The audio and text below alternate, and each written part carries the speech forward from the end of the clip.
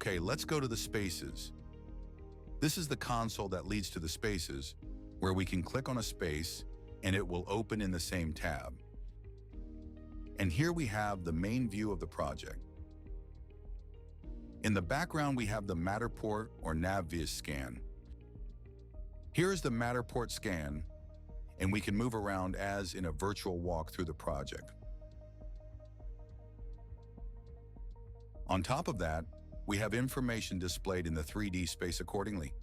In this case, for the IoT devices, as you see here, we have IoT devices on the wall.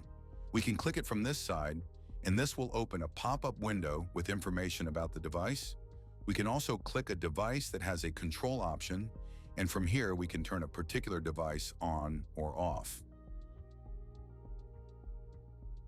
All devices are also listed on the right side, as you can see on this panel here, and the list changes according to the room we are currently in during the virtual walk.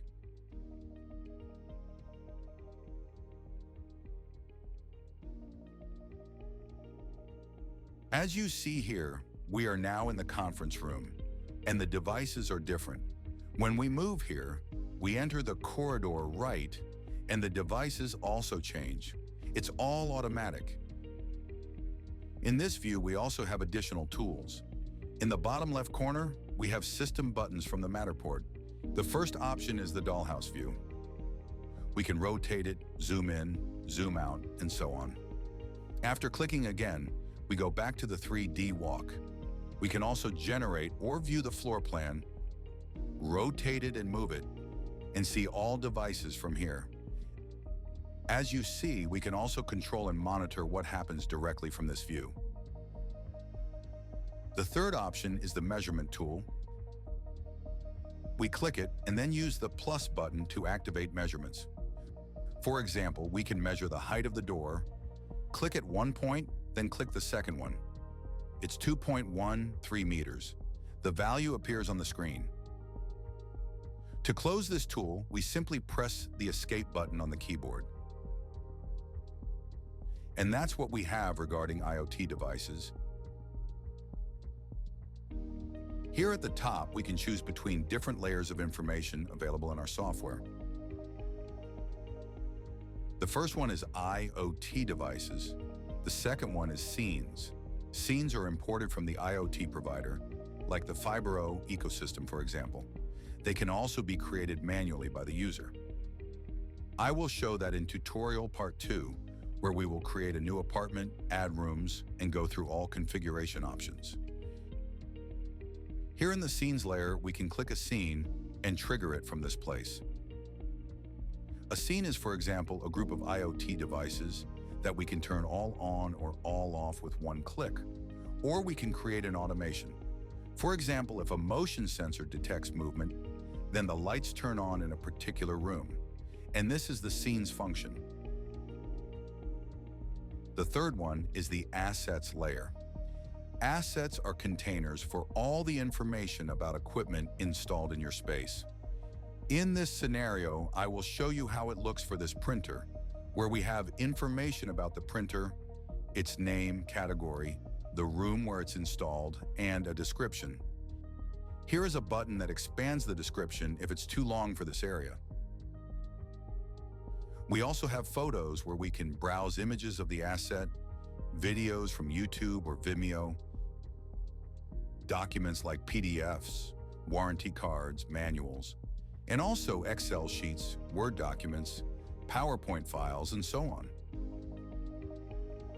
We also have events, additional options for an asset where we can add tasks or deadlines important for the asset. They can be one-time, recurring monthly, yearly, and so on. We also have the Go to Position button. When we click it, we automatically move to the exact place where the asset is installed in the space. And we also have an Edit button, where we switch from the View mode to the Edit mode. Here we can add text, new photos, videos, events, etc. This will also be shown in tutorial part 2. Assets work very similarly to IoT devices. We also have all assets on the right-hand panel, And when we walk through the space, the right side panel changes accordingly, just like with IoT devices. The fourth layer is the view of all events added to your assets. As we can see, there are no events scheduled for today. However, for the upcoming dates, for example for tomorrow, we do have some events planned, such as cleaning, chair maintenance, or a security status check. You can also click on any event to go directly to the asset where it is installed. For example, here we can see the motion sensor, and here we have the security status check event, which is set to recur every month.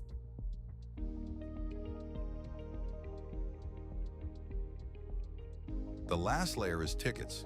The ticketing system is designed for reporting issues or communication between users inside one apartment. For example, here we have an air conditioning unit, and we can enter information such as AC leaking, select the status, open, in progress, closed, and choose the date when it should be fixed. As you see here, we have one delay. Stakeholders can add descriptions, photos, and also use the activity section to communicate between users. When a new message is added, the stakeholder receives a notification, and a small green dot appears indicating something new in the ticket. Right now, I'm not the stakeholder, so the dot is not visible for me.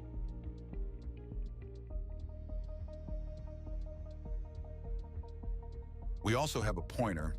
When we click it, we automatically go to the place where the ticket is located in the space. We also have options to edit or delete the ticket.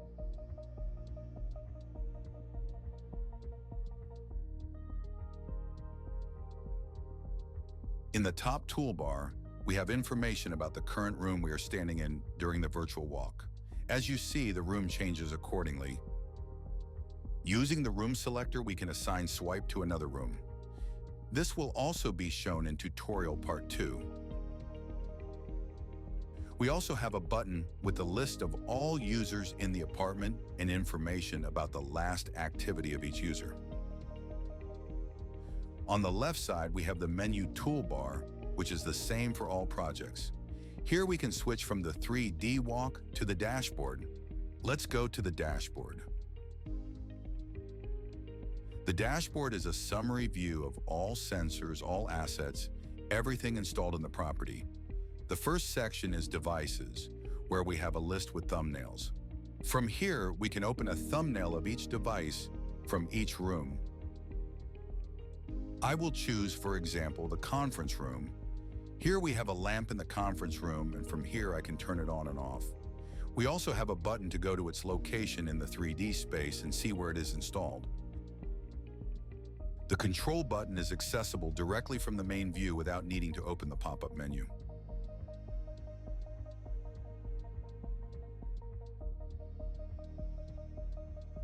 On the left, we can choose a room and see the devices in that room. We can also use search. For example, typing conference, and the lamp appears in the results. We can filter by category, lights, sockets, security, etc., according to the type of IoT device. Here we also have a settings button. After clicking it, we enter the device settings. We can change the name, choose an icon from the library, upload a custom image, choose the category, change the room, and preview the model. We can also decide whether the device should be visible in the 3D walk or only in the dashboard. Scenes can also be hidden from here, but I will show this in tutorial part 2. Going back, we have similar views for assets. Here we do not have thumbnails, but we have a list of assets installed in the space.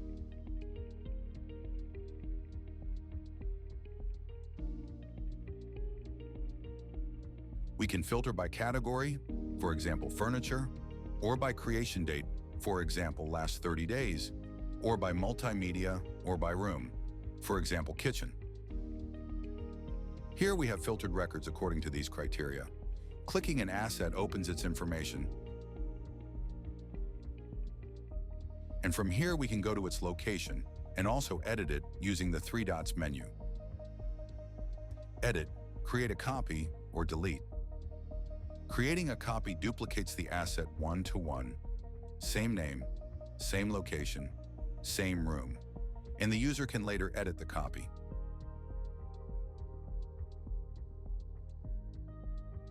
Scenes also appear as a list with a 3 dots menu to edit, deactivate, or delete, and we can add new scenes.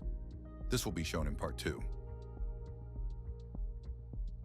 The ticketing system in the dashboard shows all tickets in our property. Similar to assets, we can filter them and choose categories. There is also information about the function of each ticket. This is everything inside the dashboard. The next view is the providers menu, where we have information about connected providers and their list. Here we have categories and provider names. In this example, we have the connected Fibro HC3 SimLab Office, the serial number, status, login status, and options to log out or log in. The delete option is hidden under the 3 dots. Here at the top, we can add new connections. After choosing a provider, we are redirected to the external login page, where we enter credentials to connect the IoT system to our software. This will also be shown in tutorial part 2. From here, we can import new devices. The main purpose of this feature is that if you already have a Fibro system installed and imported, but later someone installs a new IoT device, you can see that something new appeared. For example, we can import it into the kitchen, and after confirming, the device is automatically added. We can also search by name, choose the provider, choose the hub, and filter records. Depending on the provider, there may be hundreds of records, for example, in a large building management system. Here we have the list of all devices with name, hub, provider, room, and current status, and we can also filter by provider and by category.